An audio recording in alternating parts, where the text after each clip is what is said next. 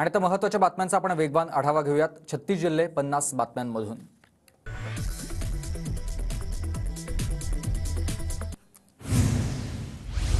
2 दिवसात राज्याला 500 कोटींचा फटका। ट्रक चालकांच्या देशव्यापी संपात राज्यातील ट्रक चालक सहभागी झाल्यानं जीवनावश्यक वस्तूंच्या पुरवठ्यावर विपरीत परिणाम।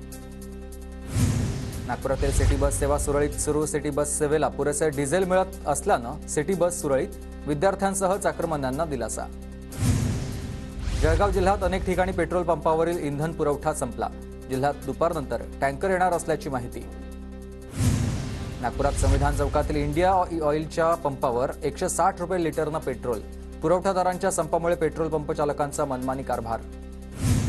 नागपुरात दुसऱ्या दिवशीही इंधनाचा तुटवडा। ज्या ठिकाणी पेट्रोल उपलब्ध आहे त्या ठिकाणी नागरिकांची मुठ्ठी गर्दी। इंधन नसल्याचा जनजीवनावर परिणाम।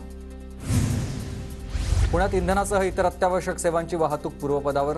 ट्रक टँकर चालकांनी संप मागे घेतल्यानंतर सर्व व्यवहार सुरळीत सुरू झाले।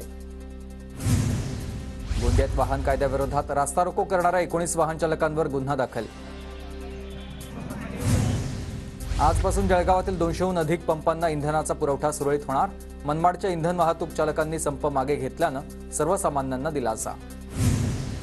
दुसऱ्या दिवशी नंदुरबार शहरातील नागरिकांना पेट्रोलची प्रतीक्षा। संप मागे घेतल्यानं आज सायंकाळपर्यंत परिस्थिती सुधारण्याचा अंदाज।